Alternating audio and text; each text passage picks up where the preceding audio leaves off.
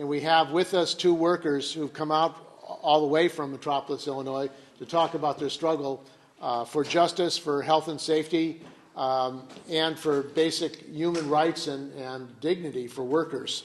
So I want to welcome Stephen Lech and Jim Childers, who are both workers at the Honeywell processing plant in Metropolis, Illinois. Welcome, both the brothers here. Thank you.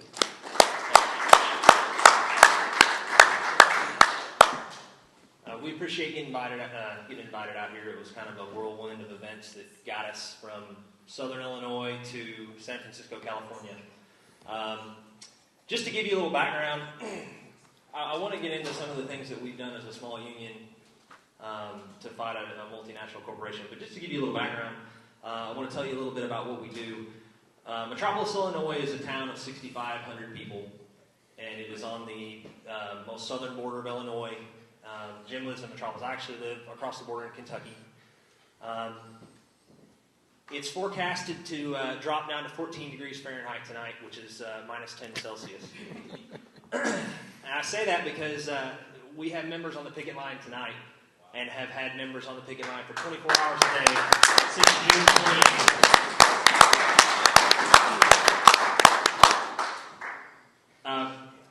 We are members of the Steelworkers Local 7-669 from Metropolis. We represent 230 production, maintenance, electricians, instrument technicians, and service and stores employees. The Honeywell facility that we work at is very unique in nature. We've always considered it to be a chemical plant, but we're regulated by the Nuclear Regulatory Commission of the United States. We process, our main product is UF6. We are a conversion facility. We are the first step in nuclear power. Illinois per capita has the largest amount of nuclear power plants. And with them lifting the moratorium on nuclear power plants, there's a surge in them getting licensed right now in the United States. The product that we make is in very high demand. We're the only conversion facility in the United States, and one of only two in North America. There's a Cameco facility up in Canada, and one of only, is it 4 or 5 now? Four in the world. It's a unique process. We have a capacity of 15,000 metric tons per year, which we are the second largest producing facility in the world. Like I said, the first step in nuclear power. The chemicals that we use, it's actually not the uranium that's the most dangerous. So we get uranium in its virgin state, right out of the ground. The ore comes in, it gets delivered to us in 55-gallon drums, and it goes through a conversion process. But that's not the main danger that we're dealing with. If anybody's familiar with the periodic table of elements, we take hydrofluoric acid, which fluorine, if you're familiar with the chemicals, is the most reactive substance on the face of the earth. It reacts with open air. It's on. It's on. Can you hear me? The main dangers that we deal with are actually the HF and the fluorine. We get HF in anhydrous form, and we get ammonia in an anhydrous form. The dangers are real. But we also deal with uranium. I talk about the chemicals first. I've been to the emergency room for a chemical burn. It's an instant, you get this instant treatment you need. But the uranium is more of a long-term danger to our health, obviously. The last labor dispute that we had at our plant was in 1974, which was the first year that Jim worked out there. That tells you he is probably not the oldest, but the most senior person in the plant. He used to be just the most senior operator. Now he's the most senior person in our union. I'm the opposite end of the spectrum, and we're going to get into why that's important here there toward the end. I've only been there, I'm coming up on 7 years. So, just to give you an idea of the kind of things that Honeywell does, Honeywell is very big in their brand and their image. They spend a lot of money to make sure that their brand and their image is squeaky clean. Sweet as honey? Well. and they're very diversified, and the majority of their customers are municipalities, governments, things like that, defense contracts. It's very, very hard to run a campaign against a company that doesn't have consumer products. we're looking for, if anybody's got any ideas how we can go to a municipality and say, don't buy your UF6 from Honeywell. You know, it's a tough battle. And like I said, we're very rural. 3 to 5 years leading into this, and it's been my only experience of working at the plant in Metropolis. 3 to 5 years of I'm sorry, I'm behind on my slides. I'm sorry. This is a picture of our plant in Metropolis, Illinois. This was taken after we were locked out. If you notice, there's some crosses erected up front. And I wish I would have had this up here earlier so you can take it in. But we have a total of 48 crosses. Since our union has kept records of workers' health within the union, which has only been probably the last 20 years that we've kept good records of our workers, those are cancer fatalities from our union members. What you can't see in the picture is that we also have a set of smaller crosses over to the left that represent our workers that have been treated for some type of cancer and have survived. So, you know, the danger is real. The large building that you see behind you, that's the feeds material building. That's where we process, all the uranium is processed. And the large stack in the background is actually another plant. There's a lot of plants where we're from. It's a very, very rich union area. 3 to 5 years leading up to the lockout, Honeywell started a really hostile program toward its workers, salary and union. And so we were averaging about 2 grievances per year that we would vote to arbitration, violations of our contract. Right now, prior to being locked out, we had 30 grievances in 1 year that we had voted to take to arbitration because they didn't care about they didn't care about a labor agreement. They wanted to run things the way they wanted to run them, and any agreement that we had didn't matter to them. And in the last 10 years, they stopped contributing anything to the community. So, you know, this was a poorly laid out plan to break the union. They didn't do anything to try to get any community support. Jim has coordinated the Lions Club. Yes. We have a Lions Club telethon, and you've been doing it 16 years? 35. Oh, 35. I'm sorry. We raised $1.2 million last year. We have raised just our plant. What this is, it's a telethon each year that the Lions Club in the 4 states, Illinois, Kentucky, Tennessee, and Missouri, they come together and they have this 15-hour telethon. They bring in some of the biggest stars in the United States to perform those 15 hours. And we started out in 1967, prior to me getting there. Started out with a coffee can, and we raised $50. And that's prior to me coming there.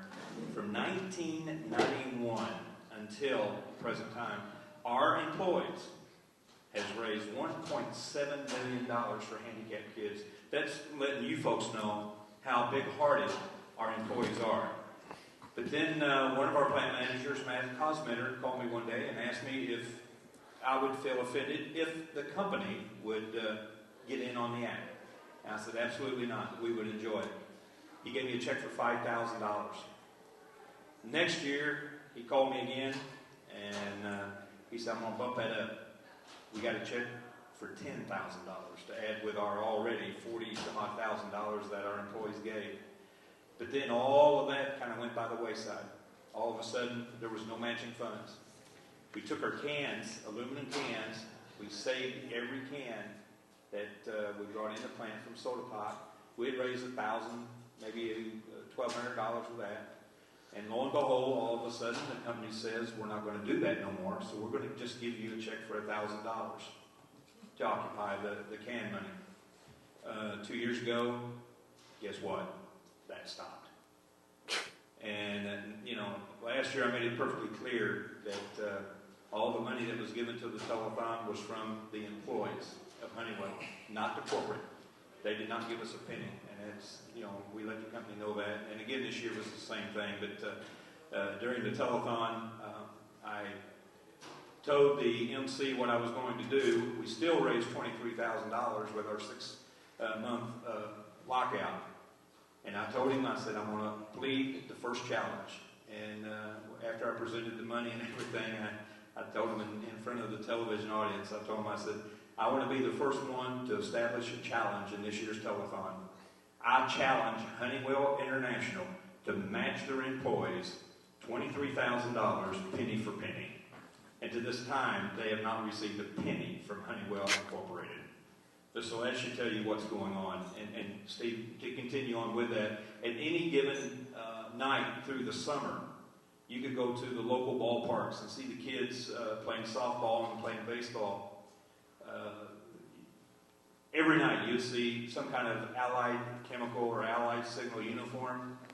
When Honeywell took over, all of that was done. You could go to the ballparks right now and read on the side of sponsors to help build the sports complex that we have in Metropolis. Every industry around the area is on there, with the exception of, you got it, Honeywell. That name is not on any of the placard boards. And, you know, I never, ever dreamt 36 years ago that I would ever see that plant not support the community, but yet they say they are big backers of our community. Let me tell you, they're not. The only thing they've contributed to our community now is environmental problems. That's right. Oh yeah, I'll tell you. We okay because of the way that Honeywell has treated their employees. It includes their salary employees. We have almost an unlimited amount of sources inside the plant, even while we're locked out. The armed guards in the plant are union, and so we almost immediately after the lockout, we were receiving updates every day from people in the plant. There was no loyalty. At the same time that they were, and I'll get to it in a minute, pushing the concessions on us, they just took them from salary. They don't have a pension anyway, and they took their 401k match. And so, because there was no loyalty, we to this day we get a lot of information from inside the plant. But one of the sources and one of the very good sources, was part of the planning leading up to this labor dispute. And he told us, after we had already been locked out, we kind of reached out to him, and he reached out to us with information. The contingency, meaning what they were going to do in the event of a labor dispute, the contingency plan, they had planned for over a year. They had contracted with a replacement workforce, additional security, things like that. The proposal of what they wanted to take, they just prepared months before. I mean, they didn't care. They didn't need to take the concessions from us. They just wanted to break the union. A little bit lower. I'm sorry. Okay, I'm sorry. You'll just do this if I'm getting too loud. The proposal that they put together was to take $20 million a year from the union workforce. And so their strategy was to make us strike, if that makes sense. That was the deal with the grievances. There was just a lot of friction in there. And their goal was to make us strike. Of course, we had a counter strategy. They began a program called Just the Facts. It was basically, they would put propaganda out weekly. The supervisors in their meetings would have meetings with the workers, and they would talk about how overcompensated we were, things of that nature. So we knew leading into it, we were in for a fight. This was about a year, probably a year ago at this time. In January, we started a program that the steelworkers founded called Building Power. And if anybody's ever worked with, worked in a steelworker plant, if you ever have an opportunity, or if you are in contact with labor groups, a lot of the things that they do in the Building Power program have helped us be as successful as we are today. They don't guarantee you're going to get a contract, but the instructor that came down and talked to us said, I can't guarantee that you'll get a good contract, but I can guarantee you if you do this program, you'll get the best contract possible given the situation. One of the big things was transparent negotiations. The older generation of union members, a lot of times what they want to do is they want negotiations to be held secret, and when there's a proposal to present, they want to bring it back to the body. They want to bring it back to the body, get a vote on it, and there's no discussion about how they got to that point or things like that. It creates a lot of, there's not a lot of trust in a situation like that, especially somebody like me, young, coming into a union. I'm from a generation, we like to have a say in things, instant gratification, things like that. And so, actually, when Jim and I first met, we worked in the same area of the plant, and him and I used to constantly be arguing about, different ways of doing things in the union and stuff. But the Building Power program welcomed rank and file input, and it improved communications. So we created what was called a contract action team. Everybody now has a smartphone. If you don't have a smartphone, you've at least got a cell phone, and almost everybody has text messaging. Now, about everybody in our union does have text messaging. We set up communication trees. We could put out an update through a mass text application to everybody in the union in a matter of minutes. Everybody would get the message. And so when negotiations were going on off-site, we could get communication from the negotiators and have the ability to react in the plant. And so if something was going on that we didn't like in negotiations, we could, we were covered under contract. We couldn't stop work or anything, but we could definitely let our supervisors know that it wasn't going to fly. And so that was very effective. It absolutely ate the company up. They banned cell phones in the plant is what they did, because they couldn't figure out how we were getting this information back and forth. We created a website, and the three of us that created it had absolutely no web building experience. And I'll give you the web address here in just a minute. It's very primitive, and I'm gonna now that we've come here and we've learned some things, we hope to make a couple of changes. But we did daily updates on the website, and basically the whole point was to undermine management. Management, their strategy was to make sure that you knew who the boss was, and there was absolutely they had absolutely no cares about the contract. They were the boss, and you were going to do things the way that they said. And so a lot of things with the daily updates were any time that a manager made a mistake or made a call, a bad judgment call, rather than helping them out, we started to expose the stuff on our website. So they got it to where we couldn't get into it, which is how we updated our website from inside the plant. They blocked it. So we ended up having to do all our updates at home. We started any program we could do to build solidarity, to get our members together, we would do. We had a split in maintenance and production, as most manufacturing facilities do.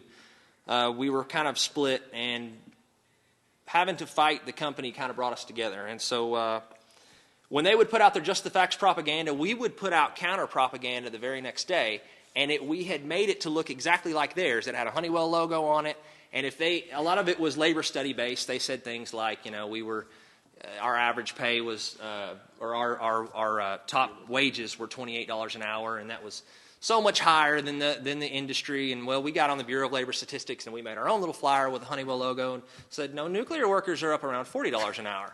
And so we would put it out the very next day. Of course, our team of troublemakers, we had to be very secretive about it, and it just ate the company up. We'd put cartoons out of managers. I mean, it just absolutely ate them up. So undermining management was something that was very important. And one of my favorite things that we did, and they're still looking to fire somebody over this, we live in a relatively small area, and finding out where your managers live is very easy. And so we had, like I said, we had a group of what we affectionately call the troublemakers. We collected addresses of all the managers' neighbors. You see where I'm going with this? We started writing letters to their neighbors. We let them know what their neighbor was wanting to do to the community by breaking our union. It was and our main message was, whether you support unions or not, you ought to support good jobs in your area, because it's good for the entire economy. So whether you're pro-union or not, you ought to appreciate a good job in your community, because it helps everybody. We're spending the money. And so our group sent out something like 700 letters a total. We targeted the top managers. So we sent 2 to our plant manager's neighborhood, and we found out later on, it turns out there was a retired union member that lived in his neighborhood, and he said, after you guys sent those letters out, he sent out 3 letters to his whole neighborhood trying to tell them that he was a good guy and it was all lies. And of course we responded on our website that, where we're from, if you're a good guy, you don't have to go around trying to explain it to people. And so that's the kind of stuff we were doing on our website. The plant manager came in and posted notifications throughout the plant that if they caught the person or people responsible for that, they were going to fire them, because the letters were threatening in nature. So, of course, the troublemakers the next day posted them in the plant so that everybody knew they weren't threatening. They were truthful. And that ate them up even more. There was another letter he put out later on explaining how it was inappropriate to bring that stuff in the plant because it wasn't good for his management team, and they were there to try to help us. A bunch of BS, basically. So we wanted to keep building solidarity, so we started a strike pantry, a basic need.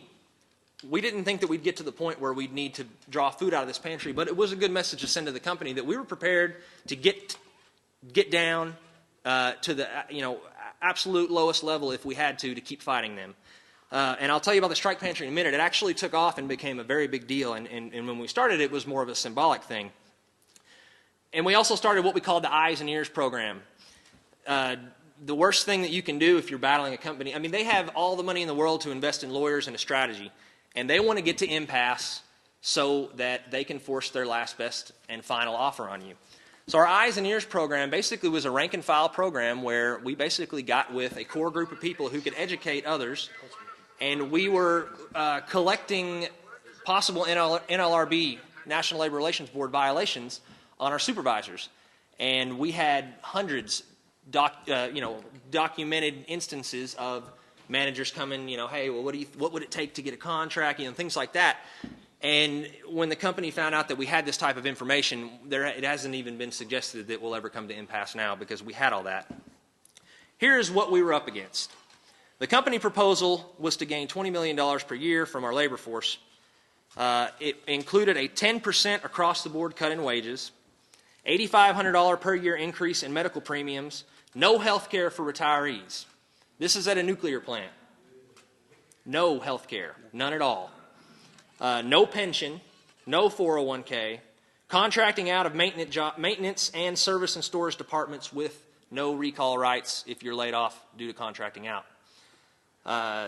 They wanted to eliminate seniority. There would be no more bidding to different jobs. Once you were at a job, you would stay there unless you wanted to bid down to a labor pool making $15 an hour and wait there and progress up in whatever department you were in. And other than the retiree health care, they wanted to create a two-tier union with new hires, which would be reduced vacations for them, and the proposal that's still on the table excludes them from our pension program. So everybody knows that the bad thing about a two-tier union is that, Jim would probably retire with his pension, but since I'm somewhere in the middle, eventually the people without the pension are going to be the majority of the union, and how are you going to fight? How are you going to explain to them that it's worth fighting for when only 40% of your union is still entitled to a pension? So creating a two-tier union is absolutely the worst thing that you can do. And the contracting out, that would be a permanent scab force in the event of the next labor dispute. And this company is planning years ahead now, like most corporations are. Our contract ended June 22nd. They had salary workforce spend the night in the plant that night because they were sure we were going to strike. We purchased this out of a ad in the paper. I said, you know what, there's a marquee in the paper. I said, I think we can do something with that. So we purchased this marquee in the paper, and we started to put it, our union hall is right across from the plant, and it's on the main highway through town. So we started to put stuff on there, basically undermining management again, and we counted down to the expiration of the contract in order for the company to believe that we would strike, because their strategy was to make us strike. We needed to make them think that we were going to. And so contract ended June 22nd. At 11:30, the salary workforce went to all the work areas and sat there with their arms crossed waiting for us to walk out at midnight. Midnight came and went. And, they spent the rest of the night in meetings cussing the union. And, at that point in time, they didn't know whether, if we had planned it for the following day. They just really didn't know what we were going to do. We continued to work. That was our plan. We said, we're either going to continue to work and bargain, or you can lock us out. Your choice. If you lock us out, we draw unemployment.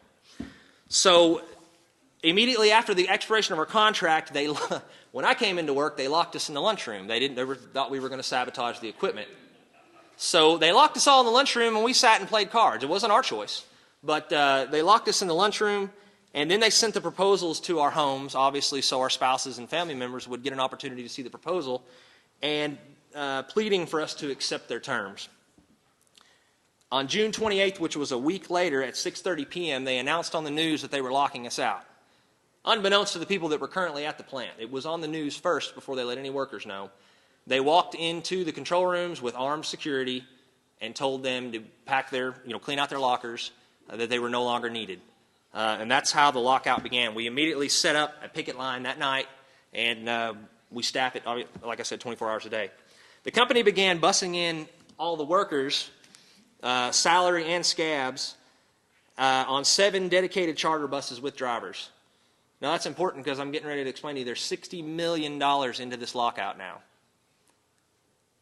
That's not a very good return on investment. I'm not a finance guy, but $60 million to try to gain what they're wanting to gain. It's a union busting strategy. It's not because Honeywell's hurting for money.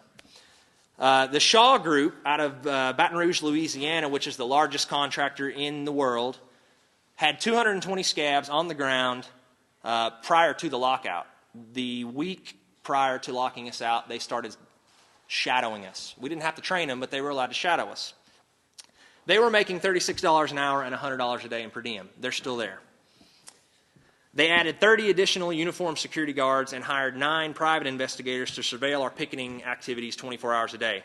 We filed an NLRB charge on the surveillance of our protected activities and lost. So the media coverage immediately was drawn to Honeywell's point of view on this. Honeywell put a press release out that we had union members making $130,000 a year in Southern Illinois. So, you know, we were making $28 an hour. That works out to be $65,000 roughly a year. And we put that out. We were put on the defensive, which is a bad place to be when you're fighting. You want to be on the offensive and putting the corporation on the defensive. But they had access to the media. To give you an idea of the connection between government and media in the area we live in, the Paxton family, the mayor of Paducah is a Paxton. His family owns 27 newspapers in the 4-state area and the local NBC affiliate. So the mainstream media is never, it's never going to work for you. And we're thankful for the other media outlets out there that aren't scared to cover the truth about what the corporations are doing. The Huffington Post has been very good to us. In these times, we've been on, I'm losing my train of thought, we've been on Worker Independent News, we've been in Labor Tech, and it's important to get in those publications because other unions are getting that message. And if you don't get the message out to these other unions, you're going to get rolled over because you cannot fight by yourself. So one of the things that I would tell anybody that's entering in this labor dispute, because we started getting hundreds of phone calls wanting to talk to us, and it gets easy to lose numbers and not answer emails, but it's important to anybody who has a question. You never know who they're going to tell. If they ask you about it, tell them everything. It becomes a full-time job. A couple of months ago, the company filed an injunction through our local circuit court on our picketing activities. We were served with the paperwork an hour and a half before we were to appear in court with no warning. They timed it. On Fridays, the judge in our particular area, he's a judge from a neighboring county. He has a history of ruling against unions. There was a Missouri-Portland strike in the 80s. And it was a very militant strike, and he was the presiding judge in it and ruled against the union every time. They knew that. They had done research. They wanted this particular judge. And with an hour and a half notice, we were luckily at the union hall when we got served this paperwork. The judge would not issue a continuance. He ruled without us even being present and issued an injunction on our picketing activities, which we were later found in contempt of. But I wanted to tell you a little bit about some of these pictures up here.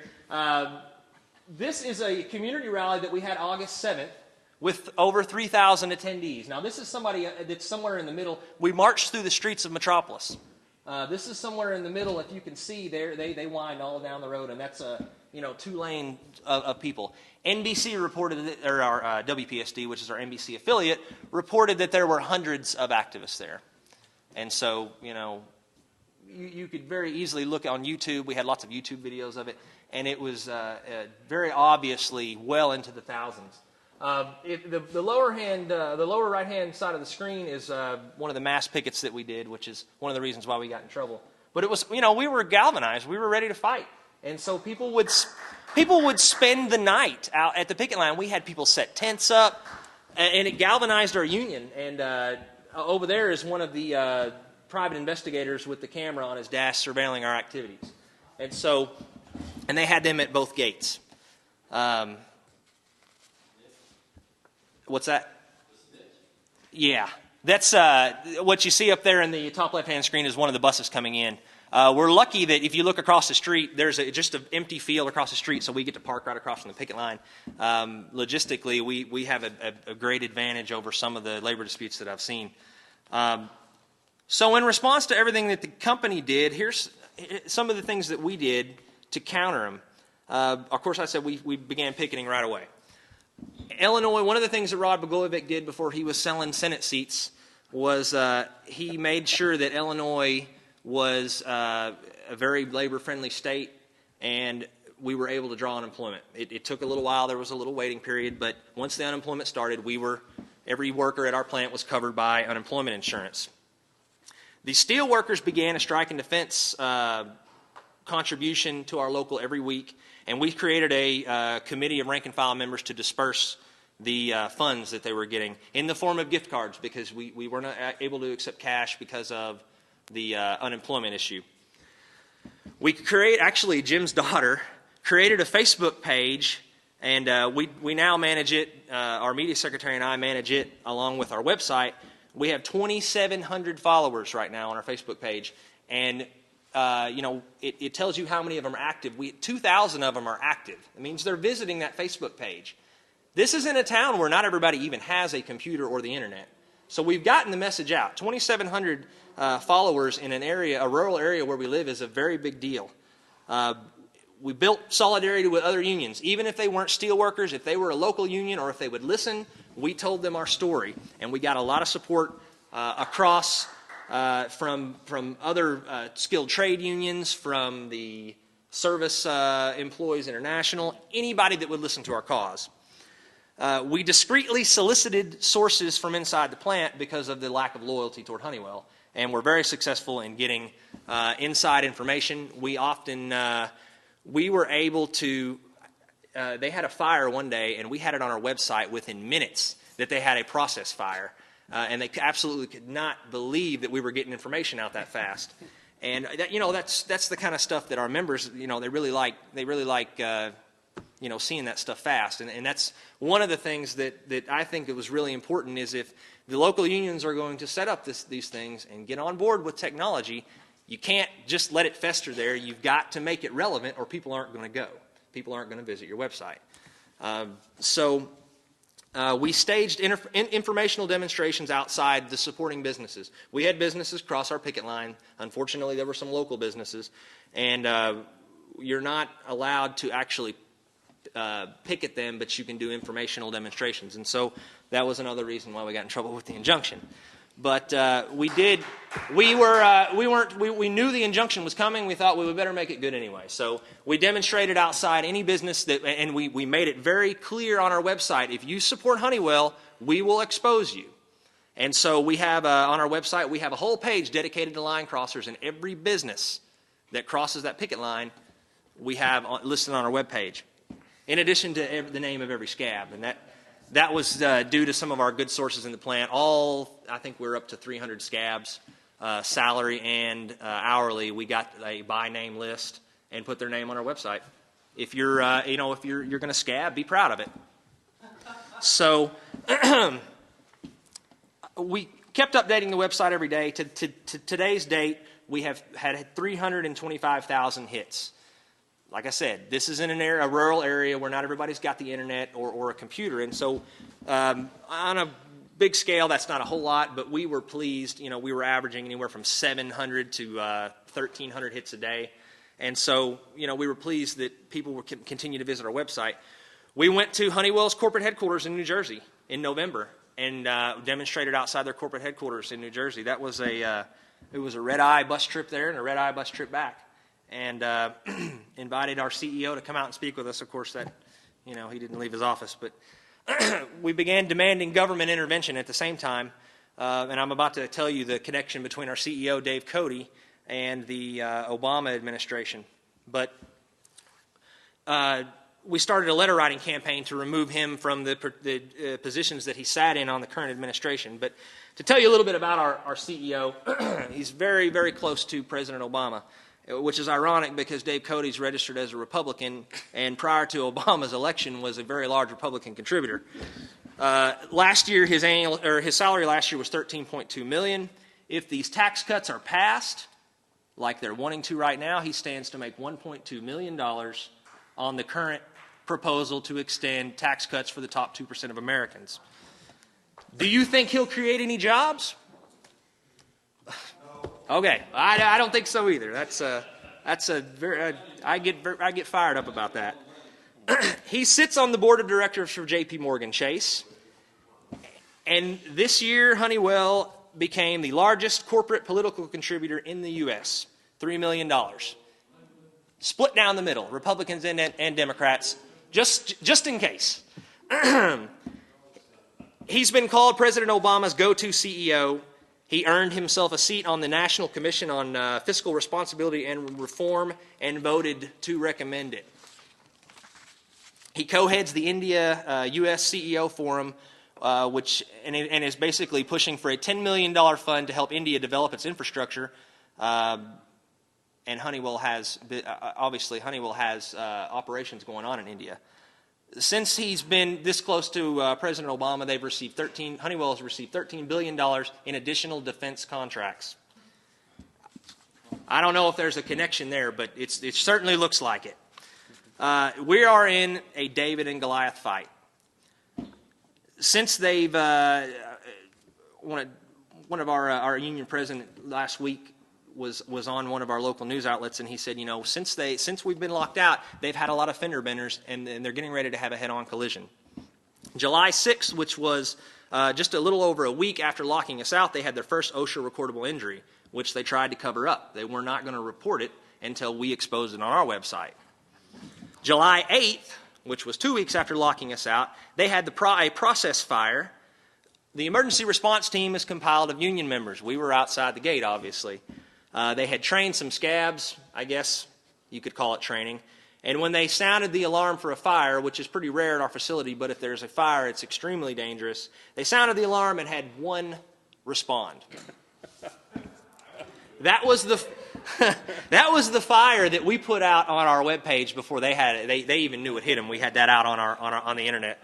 The Nuclear Regulatory Commission, like I said, they are the governing or the licensing authority over our plant.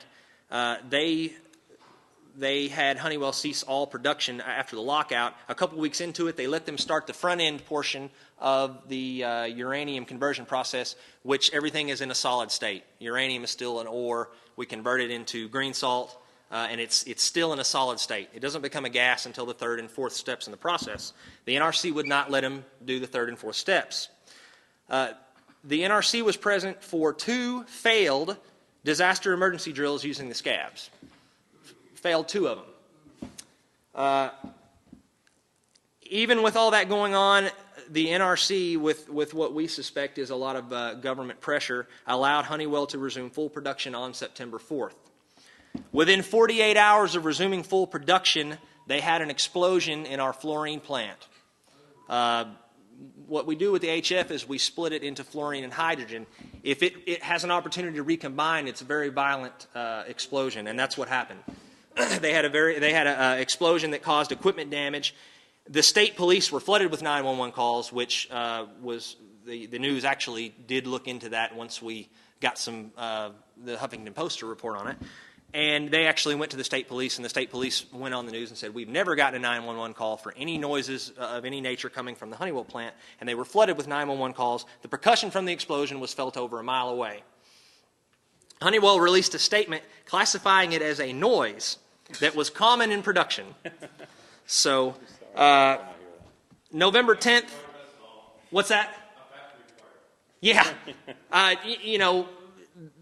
We call it, there is a phenomenon out there we call popping, and these fluorine cells every once in a while will pop, and if you're within 30 feet of it, you can hear it pop. But if you blow the lid off of a scrubber, something is wrong. You're doing something wrong. November 10th, the NRC released a report of 3 violations of the plant's operating license, including a UF6 release, which had before then not been reported to the public, and assisting the replacement workers with their qualification tests, helping them cheat to get them qualified. They were caught by an NRC inspector. We are headed for a head-on collision, as I said. what we've continued to do is keep our members active and keep them together and stay relevant in the media. And that's why it's important to come to events like this. And you've got to keep getting your story out, because if people stop talking about you, it's not going on. It's no longer, as far as they're concerned. And if that happens, then the corporation has just beat you. And these publications that are not part of the mainstream media are the only ones that can be trusted to actually look into these stories. Because what Honeywell has a habit of doing, they won't do any interviews. Everything is a written press release. And what we were getting from our NBC affiliate, for instance, the explosion, they gave our union president about 5 seconds saying that it was a legitimate threat. They read Honeywell's entire statement of about 60 seconds on the newscast, which, of course, like I said, called it a noise. We set up support networks with the wives, mothers, grandmothers. We call it the Women of Steel, which is it's a steelworker program, but we adopted the program at our local. And we didn't realize until we had that set up how important it is to have the support network for the other parent at home, because we know what's going on because we're actively part of it, but we have a bad habit of not explaining the whole issue to our significant other. And the significant other is seeing the bills come in and the unemployment's not cutting it. And so a lot of times they get that contract out that the plant sent them, and they say, well, you know what, you're still going to make such and such an hour, we'll get to keep the house, things like that. And so when we fell behind on keeping the families notified of what was going on, we lost their support. And so by setting up these support networks, we got their support back. And now we're not just fighting as a union, we're fighting as 230 families. And so the food pantry that we set up, that was just a symbolic thing, at Thanksgiving, we started to get truckloads of food delivered to our union hall, which we weren't even expecting. One local union donated 230 turkeys. So we expanded the strike pantry program to provide school supplies when the kids went back to school, and to provide baby supplies, diapers and things to new parents. And so taking care of people's basic needs will keep them together. And sometimes it's difficult to explain that to unions who think that the unemployment and the strike and defense fund or whatever is going to cut it, because, I have 10-year-old sons, twins, and $100 a week on a grocery gift card goes pretty quick in my house. So it's important to take care of the needs of the entire family, and remember that it's a family and not just the union workers. Tonight, and there's probably not a lot of people watching this from my local, because tonight our local's having a Christmas party that was compiled entirely of donations. We received over $8,000 in cash that was earmarked for the Christmas party, and also thousands of dollars in new toys. That came from all over the United States. We had an outpouring of support to make sure that we could have a Christmas party. And also we asked the same unions that were contributing the money to continue this letter writing campaign to the president about the appropriateness of having Dave Cody have as much input as he does into what's going on. So the biggest thing that I think that I would like everybody to know at the local level of the unions is to get the young generation involved. And Jim, we are polar opposites as far as our working career. Jim is well beyond when he could have retired. He stayed out there, and I've got 20 years left. And so it's very, very hard for a young person to enter into a labor union without having any real experience with a union, and to feel like they're welcome unless the older generation reaches out to them and gets them involved. Jim can tell you I fought to get involved, and so did we had the troublemakers fought to get involved, and we did, and we now have the support of everybody in the union, to include the generation of retirement age workers. The big thing about the younger workers is the older generation expects a long working relationship. That's what they're used to. They expect to get a job at one place and retire. That's what they've known. My generation is used to switching jobs several times and doesn't really think about retiring. And so if we continue to let that trend occur, it's going to be devastating to labor, because the corporations aren't demanding loyalty. That the unions have an opportunity to promote this loyalty. So the last thing that I'm going to lead you with, and I'm sorry this went longer than I thought it would. The last thing that I want to leave you with, I want to tell you about a couple of the Honeywell brands out there, and so we can get the word out. And like I said, we're fighting a company that is a global, multinational, and there's not a lot of consumer products. But if you've ever seen the Honeywell logo or the Allied Signal logo, that is a Honeywell brand. Honeywell has a controls division that does have consumer products, thermostats, fans, heaters, humidifiers. They even have a projection system that they market, generators. Allied Signal brands include Fram, oil filters, air filters, things like that, Autolite, Prestone, Bendix, which is brakes, and Holtz, which is automotive chemicals. And in the European brake market, they have the Jurid brand. So, I hope that there's enough people out there watching that remember some of these names, and that we can get this message out, because this is not just happening in Metropolis, Illinois. This is going to happen everywhere. The economy has given the corporations an opportunity to use companies that are actually having a problem. They're using what's going on with them to say, oh, it's going on everywhere, including us. Honeywell had a 52-week high in their stock today, or Friday, and so they're not hurting. We're unique. We have the market cornered in the United States, and they're still seeking to do this to the workers. The biggest thing that I would like for everybody to take back with them and get the message to the locals is, get the message to the locals. Get it to the lowest level. That's the biggest thing. You can't always get them to come to these conferences because of the cost, and it's important to do things like this on the internet so that the message goes to the brand new worker at the tire plant or the car plant or wherever they're working. So I've got some information up here. This is our website, and like I said, after seeing some of the other examples this weekend, I'm kind of embarrassed because, like I said, it's very primitive. But there's some pictures on there. We do daily updates. There's some links to some of the news stories about it. That's my name and telephone number if anybody has any questions, and the email address that goes to me and our media secretary. And like I said, if you'd like to check our Facebook page out, we do get a lot of traffic on there. So does anybody have any questions? Probably not.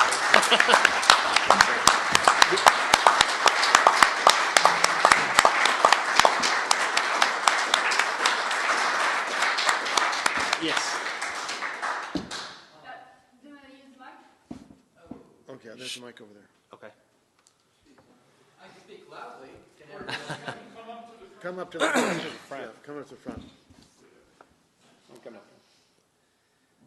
Well, first off, I'd like to make an observation. Honeywell actually was, Metropolis was under the threat of a nuclear accident. Yes. And Honeywell allowed it to happen with Obama administration letting it. The Nuclear Regulatory Commission, actually, I didn't. Something that just happened last week. We were able to send 2 of our members. This is how we ended up here. It's a couple degrees of separation, but the reason why we're here is 2 of our members went to D.C. last week, or I guess it was 2 weeks ago, for the presentation of the Fiscal Responsibility and Reform Report, and through our media contacts in D.C., were seated right up next to the conference table, and on C-SPAN, if you go back and pull the video, you can see them getting kicked out for yelling during Obama's presentation. And so, during Cody's presentation, and you can see our CEO then squirm for about the next 60 seconds. But, that's the kind of stuff that's important, and, we come from a conservative part of the country. And Jim and I have been talking about this a lot because, this particular part of the country, the West Coast and in San Francisco, there's a lot of different views. We all have different, based upon where we're from. And because of the conservative beliefs of our union, it's difficult to get them into any type of militant type action. And so we're getting better at it. We have a lot to learn from some unions out here. I'm glad that we got to come. But we actually got to meet with the Nuclear Regulatory Commission while we were there in D.C., and the director of the commission came to Metropolis Thursday? We were gone Friday. Okay. Yeah. He was in Metropolis Friday to tour the plant. This guy doesn't come to plants. This is the director of the Nuclear Regulatory Commission. He does not tour plants. So we've been effective in getting the message out, and we also got him to agree to meet with our executive board at the Union Hall. And so, and we're planning on going to their next open meeting with the public, and because we're members of the community. We're not just workers. We live in this community. And as a community member, I want to know why they're being allowed to operate. And they're up to they're up to 5 violations now. Yes. We have 2 that one of our sources gave us before the NRC's even released the findings to the public. We got some inside information. And so if ever you have the opportunity to confront the NRC, they have a website, they have a hotline. You know, why are they allowing this to happen? This is the first time in history that scab labor has ever been able to operate a nuclear plant, and they've already had incidences documented. So, yes. I have a suggestion. Leak your information to WikiLeaks. Well, you know, it's on our website. I mean, you know. Oh, yeah, absolutely. And also, would you read the Facebook page? I'm sorry, and I need to explain this because the scabs have a support page too. It says support for Honeywell workers - Metropolis, Illinois. If you type in support in Honeywell, you'll get 2 choices. You know, the one with 53 followers is the support for non-union workers. They started their own Facebook page in response to ours, and there for a while, they kicked me off because I was saying, "Hey, you guys are up to 10 followers now. We've got 2,000 over here," and so they kicked me off. I am on there as another name now, but I'm not going to say which one. But I'm one of the 53 followers. So. I am. I'm very proud to be a union troublemaker. So, did you have a question? When the newspapers print lies, put out by corporations, have you considered picketing them and pointing out a particular lie? We had a list of businesses that we wanted to demonstrate outside of it has to be in order to be a protected activity. In order to be a protected activity, it has to be there has to be scabs there doing your job, or it has to be the corporation. And so we can't actually pick it. And so when we got the injunction, we stopped a lot of our activities that were outside the plant because the judge basically told us if we came back into court, it would cost us dearly financially. We were going to get a civil fine, and they were looking for something to the tune of $100,000, which would have broken our general treasury. So, but. Okay. I just want to make a quick point about the the uranium from New Mexico and other places that source the uranium. There's a London mining network that provides information on all the different mining companies whose stocks go to the London Stock Exchange. Then on the other end in India, that was Obama's first destination on this trip to sign trade deals for the plants. And at the same time, the Bhopal Dow chemical disaster is being commemorated by the victims. Okay, so I think it's important to organize on both ends. Absolutely. And one last thing I wanted to tell you, we have involved the government agencies. We have worked with the EPA, NRC, OSHA, and so we're doing everything that we can. Unfortunately, they have issues with our credibility because we're locked out, and they think we're there whining because we're locked out. But we've done a good job presenting them facts, and we have had some luck getting them to look into some of the accusations that we made. So, we're not standing by and let this happen. It is our community, but there's always more that can be done. I'm wondering, have you contacted Geraldo Rivera or Judge Napolitano at Fox TV? No. We haven't. I was at the rally for American workers in D.C. in October, and we did a lot of pitching to the networks. Of course, they're busy while they're there, but we had access to them in person, and so we tried to get the story pitched. We have written to, and we just started a letter writing campaign this week to some of the major media outlets asking them why we haven't gotten coverage on Fox or CNN. And so that's our current letter writing campaign, is to the news networks. And so, if you have access to any of that, I know a lot of media people are connected there's a good exchange of information sometimes. We learned in D.C. If you have any of those connections, ask them why. This is the highest profile labor dispute in the United States right now. And it's difficult because of where we live to really get the message out unless you've got a forum like this to come to. So, actually, okay, we're kind of in cahoots with Mike Elk, who's a labor journalist with the Huffington Post. He also writes for Mother Jones and In These Times. And what is the what was the guy that Colbert was on? What was Jon Stewart? Jon Stewart. Okay, Jon Stewart and him and Mike Elk don't get along. They have a bad relationship because of some articles that they've done about each other. And so we usually try to go through somebody with a little pull to get our message out. And so we haven't. To my knowledge, the letter writing campaign has started with Bill O'Reilly. Is what the first suggestion was, to try to get. We take suggestions from everybody.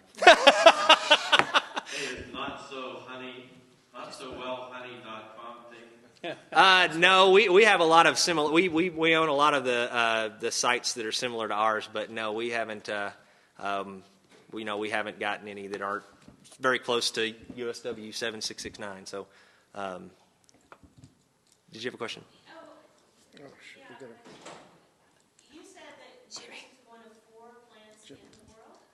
It may be 5. We don't. We're the second largest, so.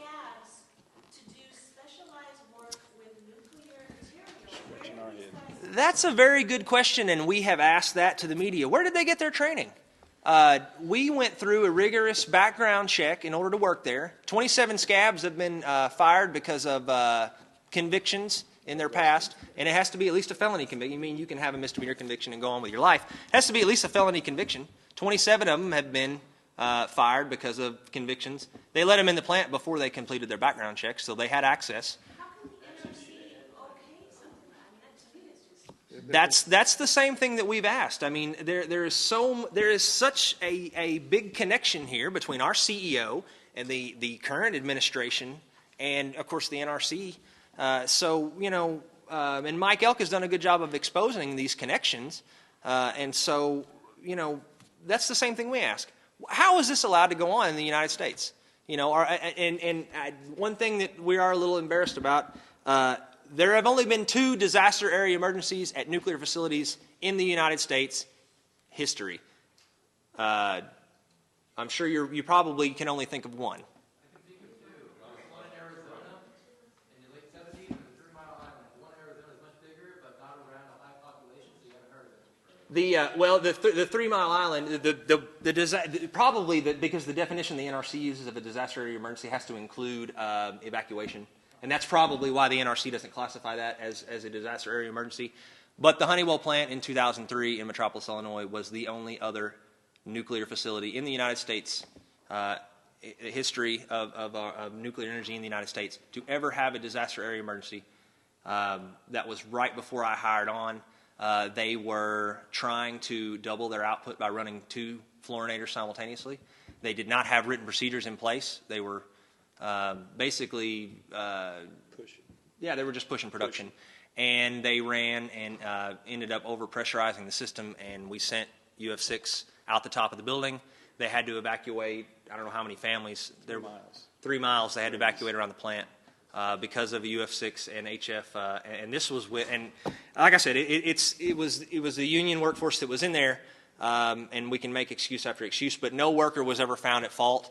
After the NRC's inspection, the company was found at fault, and so that is the one thing that I can say about that. But this is this kind of thing can happen again, and especially these workers are coming from oil refineries, and I'm not taking anything away from anybody that's worked at an oil refinery, but it's a different industry. I couldn't go work in an oil refinery, any more than they can come to a nuclear plant and convert uranium ore into UF6. So that's well, I'm getting off on a rant, so we'll leave it at that. I'm sorry. Last question. Yeah. These brothers are going to be going to the San Francisco Labor Council on Monday night at 6 o'clock. So if people can go there and let their friends know that they will be speaking there. We're trying to get them on the agenda. That would be good because we got to get the story out. You know, they talk about national security and the security of the America. Well, you would think security of a nuclear processing plant would have some priority in this country, but apparently they have a different idea of security and national security when it comes to workers' rights in this country.